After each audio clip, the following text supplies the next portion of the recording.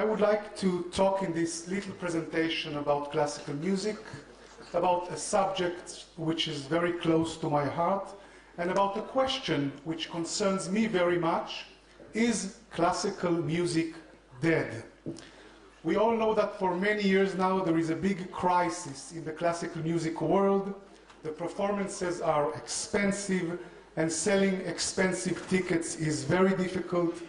Music education has virtually disappeared from all public schools.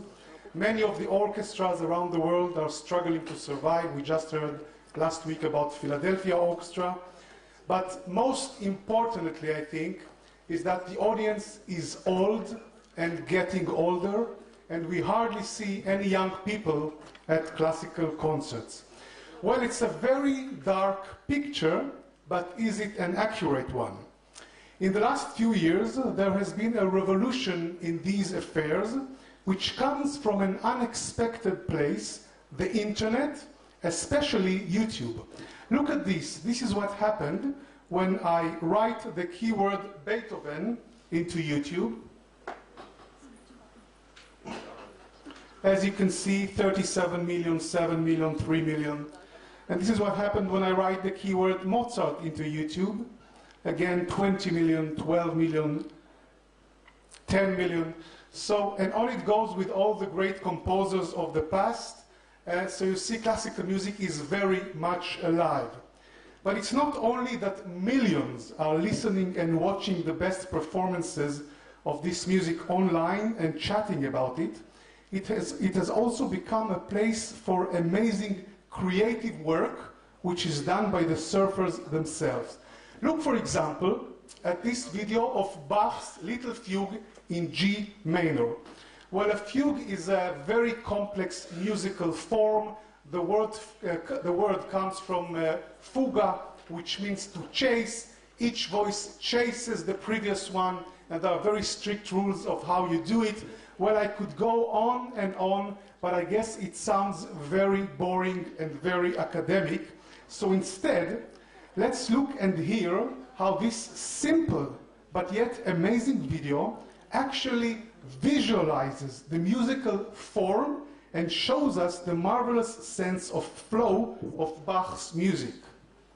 So this is, if we can have sound, you see the first voice. And now you can really understand the form and the music.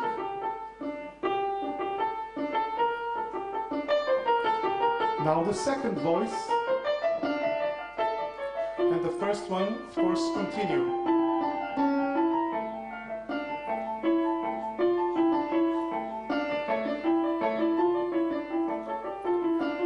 And the third enters now.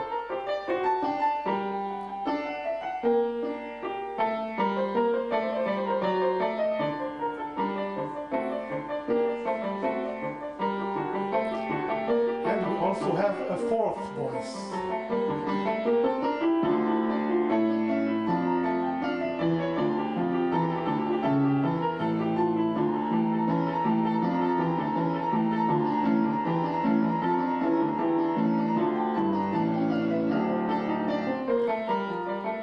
This is one way of looking at it, and this is another one, also very beautiful, to visualize the musical form. First voice.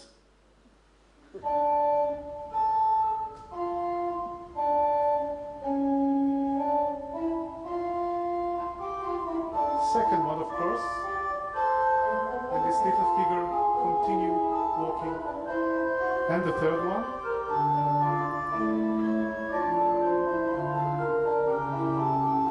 If you follow the links on each and every one of these YouTube pages, you can find yourself in no time making your own exciting concert. But it is even more exciting. Now I would like to show you how composers for new media use classical music tools, I guess sometimes maybe without even knowing it. Classical music, and particularly instrumental classical music, is about taking a theme or themes and developing them into a full-scale composition. This is also the major challenge for composers who write music for computer games. They need not only to write a catchy theme, they must also develop this theme according to the developments that occur during the game. You may not believe it, but computer game composers are using the same techniques as the great master composers of the past.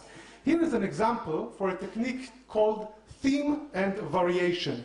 Franz Schubert used it in his famous piano quintet in A major, also known as the Trout Quintet. Schubert chose a theme taken from a very famous song of his, The Trout, and introduced it to us. Then he gradually changed different aspects of the theme throughout the course of the piece, while still retaining some kinds of recognizable elements of it. The possibilities, of course, are never-ending, and Schubert proved it by writing an 8-minute movements of very exciting variations. I would like to show you a little bit of the Schubert first. This is the theme. I'm sure you all know it.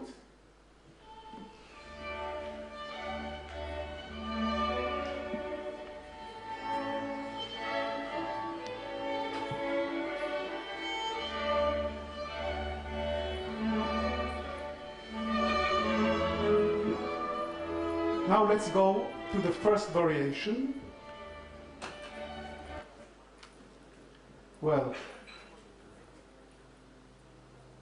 it should be somewhere.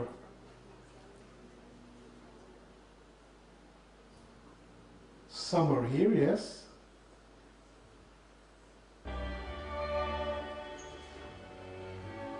That's the end of the theme, and now starts the first variation.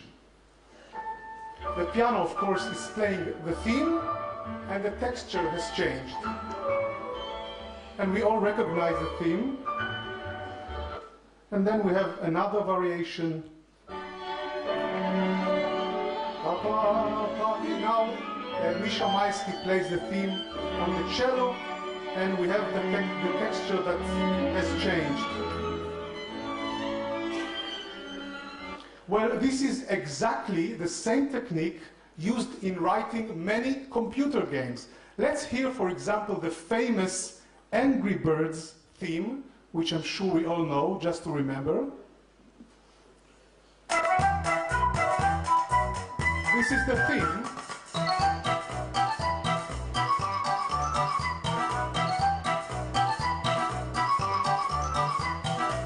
And in between the different game levels, we get to hear the most ingenious variations. Here are some of my favorites. Of course, the Halloween. It's the same as Schubert after the scream. You have to be the organ, the spooky atmosphere of a horror film. Or this one, the Valentine soundtrack, in 3/4 time, like a wonderful waltz. 1, 2, 3, like a...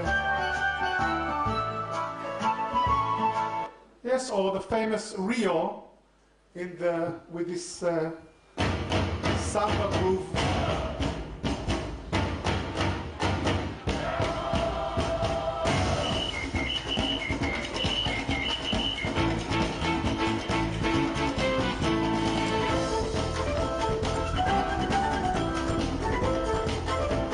Yes, so here we see again a connection between music that was written hundreds of years ago and the music of today. Classical music survived and will continue to survive because it's good music, and good music never dies. And let me finish, please, with a contemporary fugue written by this guy who took a theme, well, I won't tell you because I'm sure you will recognize it, and also will recognize the changes, indeed, that developed it into a full-scale composition. So here is a contemporary fugue.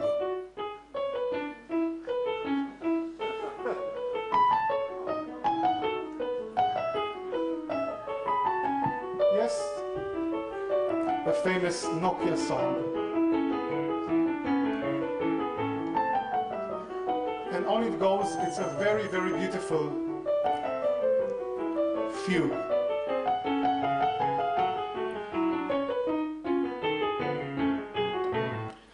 Thank you very much.